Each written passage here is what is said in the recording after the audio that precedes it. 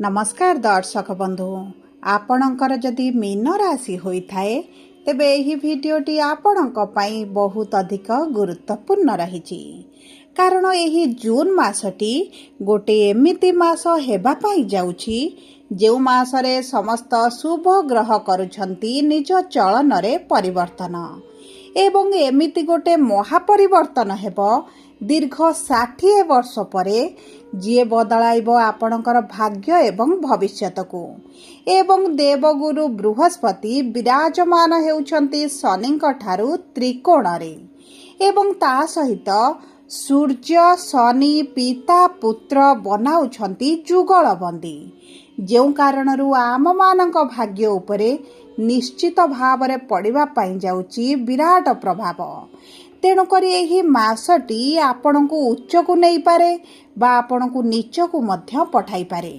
एही जून मासरे ग्रह मानकर गति बढ़िची बेग बढ़ाउछंती स्थान बदलाउछंती निजर प्रकृति स्वभाव मध्य बदलाउछंती तेणुकरी एहार प्रभाव आपणकर एवं समस्तंकर जीवन रे पड़िबा पाई जाउची सेथुपाई जून मासर राशिफलटी सुनिबा जानिबा आपणक पई बहुत अधिक जरूरी रहिछि कारण एही मास एमिति गोटे पॉइंट हेबा पाई जाउछि जेउठी आपणकर विचार बदलिब आपण एकुटिया रहिबाकू पसंद करिवे बा आपणको कर्मवशत एकुटिया रहिबा पाई बाध्य करा जिवो आपणको कामरू मन हटि जिवो किछि पुराना स्वप्न विचार अभिलाष अभ्यास से सब शेष होई जिवो एवं एक नूतन आरंभ हेबा पाई जाउछि किंतु कौन कौन बदलिब आपणक जीवनर केउ क्षेत्र रे बदलिब ताहा आसंतु विस्तृत भावरे आलोचना करिबा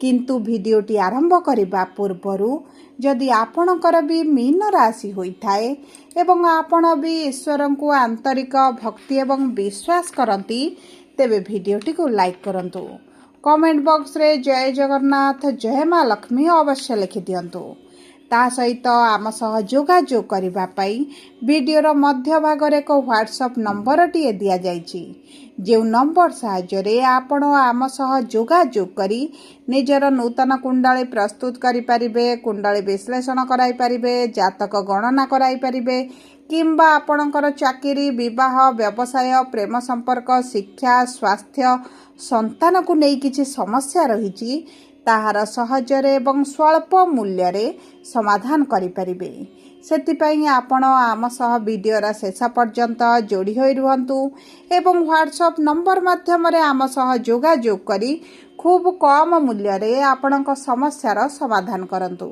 एबे आसंतु कार्यक्रमटी को आग को बढ़ाइबा एवं जानिबा मीन राशिर व्यक्ति विशेषक जीवन रे ही जून मासटी की प्रकार परिवर्तन आनिबा पाई जाउछि देखंतु मीन राशिर 3टी नक्षत्र रहिछि पूर्व भाद्रपद मीन 25/12 उत्तर भाद्रपद मीन 26/12 रेवती मीन 27/12 मीन राशि तेबे सर्वप्रथम जानिबा पूर्व भाद्रपद मीन राशि 25/12 राशिर व्यक्ति विशेष मानकर नक्षत्राधिपति देवगुरु बृहस्पति जी आसुछंती निजर उच्चस्थ स्थिति को एही जून मास 2 तारिख रे माने आपणकर धर्म त्रिकोण रे बा पंचम भाव रे विराजमान करी विद्यार्थी माननको उच्च कोटिर सफलता प्रदान करिवे जो मीन राशिर दंपति मानकर संतान सुखरु वंचित रहितले संतान प्राप्ति होई पारु नथिला आपणकर संतान प्राप्ति हेबार अति प्रबल योग बनुछि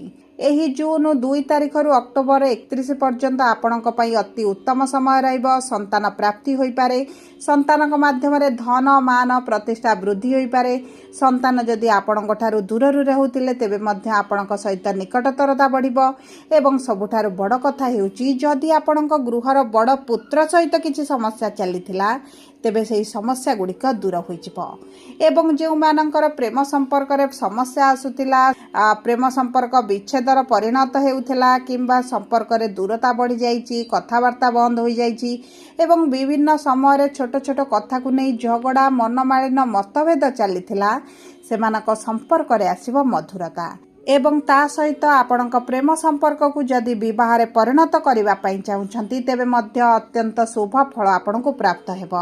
ଦେଖନ୍ତୁ, ଦେବଗୁରୁ ବୃହସ୍ପତିଙ୍କର 3ଟି ଦୃଷ୍ଟି ରହିଛି। ପଞ୍ଚମ ଦୃଷ୍ଟି ଆପଣଙ୍କ ଭାଗ୍ୟର ଭାବକୁ ରହୁଥିବାରୁ ଆପଣଙ୍କ ଭାଗ୍ୟ ଆପଣଙ୍କର ସାଥ ଦେବ। ଭାଗ୍ୟ ଭରସାରେ ଯେକୌଣସି କାର୍ଯ୍ୟ କରିବେ ଶୁଭ ଫଳ ପ୍ରାପ୍ତି ହେବ। ଏବଂ ଦେଖନ୍ତୁ, ଏହି ସମୟ ମଧ୍ୟରେ ଯଦି ଆପଣ କର୍ମ ସମ୍ବନ୍ଧିତ କିଛି ନିଷ୍ପତ୍ତି ନିଅନ୍ତି ତେବେ ଶୁଭଦାୟକ ରହିବ।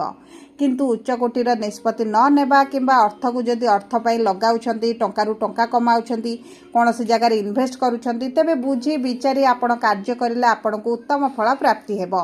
ଏବଂ ଆପଣଙ୍କର ଶନିଙ୍କର ଯେହେତୁ 7.5 ଚାଲିଛି, ତେଣୁକରି ଆପଣଙ୍କର ବିଭିନ୍ନ କାର୍ଯ୍ୟରେ ଆପଣ ଯେଉଁ ବିଳମ୍ବ ଦେଖୁଥିଲେ ସେହି ସବୁ ବିଳମ୍ବ ଗୁଡ଼ିକ ଆପଣଙ୍କର ଦୂର ହୋଇଯିବ। ଦୀର୍ଘ ଦିନର ଅଭିଳାଷ ମନସ୍କାମନା ପୂରଣ ହୋଇଯିବ। ଏବେ ଆସନ୍ତୁ ଜାଣିବା ଉତ୍ତର ଭାଦ୍ରପଦ ମୀନ ରାଶି 26/12 ମୀନ ରାଶିର ବ୍ୟକ୍ତି ବିଶେଷମାନଙ୍କର ନକ୍ଷତ୍ରାଧିପତି ହେଉଛନ୍ତି ଶନି। ଶନି ବିରାଜମାନ କରିଛନ୍ତି ଲଗ୍ନର ଭାବରେ ପ୍ରଥମ ଭାବରେ। ଆପଣଙ୍କ ସ୍ୱାସ୍ଥ୍ୟରେ ଯେଉଁ ସମସ୍ୟା ଚାଲିଛି, ଆପଣଙ୍କର ମାନସିକ ଦୁଶ୍ଚିନ୍ତା ବଢ଼ିଛି, ଆପଣଙ୍କର ବିଭିନ୍ନ ଛୋଟ ଛୋଟ କଥାକୁ ନେଇ ପାରିବାରିକ ଅଶାନ୍ତି ପାଇଁ ଆପଣଙ୍କର ମାନସିକ ସ୍ଥିତି ଯେଉଁ ଖରାପ ରହୁଥିଲା, ସେଥିରେ ଧୀରେ ଧୀରେ ଆପଣ ପରିବର୍ତ୍ତନ ଦେଖିବେ। ମାନସିକ ସ୍ଥିତି ଆପଣଙ୍କର ବଦଳିବ। ଆପଣଙ୍କ ଗୃହରେ ଯେଉଁ କଳହ, ମନମାଳିନ୍ୟ, ମତଭେଦ ଭଳି ପରିସ୍ଥିତି ରହୁଥିଲା, ବିଶେଷ ଭାବରେ ଆପଣଙ୍କ ଦାମ୍ପତ୍ୟ ଜୀବନରେ ଯେଉଁ ସମସ୍ୟା ଚାଲିଛି, ସେଥିରେ ଆପଣ ଧୀରେ ଧୀରେ ପରିବର୍ତ୍ତନ ଦେଖିବେ। ଦେଖନ୍ତୁ, ଆପଣଙ୍କର ଯଦି ମୋଟାପ ବଢ଼ିଯାଇଛି, ପେଟ ସମ୍ବନ୍ଧିତ କିଛି ସମସ୍ୟା ରହିଛି, ତେବେ ଆପଣ ସେଥିରେ ନିଶ୍ଚିତ ଭାବରେ ଉପଶମ ଅନୁଭବ କରିବେ।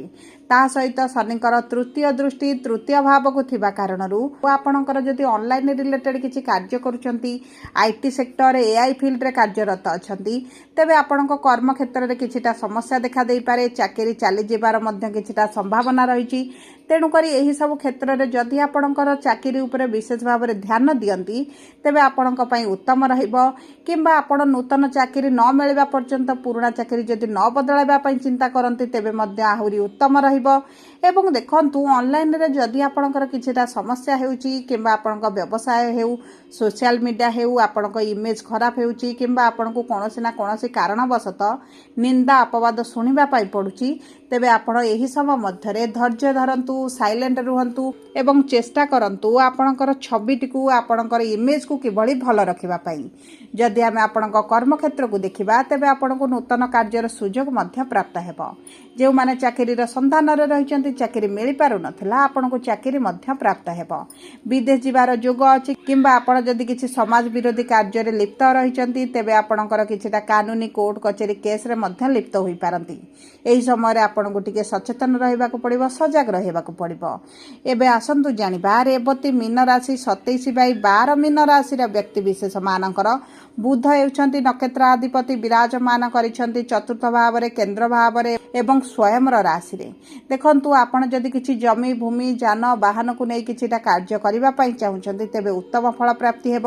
କିନ୍ତୁ ଗୁରୁତୁଲ୍ୟ ବ୍ୟକ୍ତିଙ୍କ ଠାରୁ କିଛିଟା ସହଯୋଗ କିମ୍ବା କିଛିଟା ଉପଦେଶ, ଆଡଭାଇସ୍ ନେଇ ବୁଝି ବିଚାରି ଯଦି କାର୍ଯ୍ୟ କରିବେ, ଆପଣଙ୍କୁ ଉତ୍ତମ ଫଳ ପ୍ରାପ୍ତି ହେବ। ଆପଣଙ୍କ ବାଣୀରେ ମଧୁରତା ଆସିବ। ଆପଣ କଥା କହି ବହୁତ ଗୁଡ଼ିଏ କାର୍ଯ୍ୟ ହାସଲ କରିଦେବେ।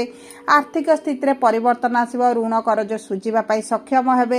କିନ୍ତୁ କେତୁ ଯେହେତୁ 6ଷ୍ଠ ଭାବରେ ବିରାଜମାନ କରିଛନ୍ତି, ଆପଣଙ୍କର କିଛିଟା ଲୋନ୍ରେ ବାଧା ହୋଇପାରେ, ବିଳମ୍ବ ଦେଖିପାରନ୍ତି, ଡେରିରେ ଆପଣଙ୍କୁ ପ୍ରାପ୍ତ ହୋଇପାରେ। କିମ୍ବା ଆପଣଙ୍କର କିଛି ପ୍ରପର୍ଟି ସେଲ୍ କରିବା ପାଇଁ ଚାହୁଁଛନ୍ତି କିମ୍ବା କ୍ରୟ କରିବା ପାଇଁ ଚାହୁଁଛନ୍ତି, ଆପଣଙ୍କର ବିଳମ୍ବ ଦେଖୁଥିବେ।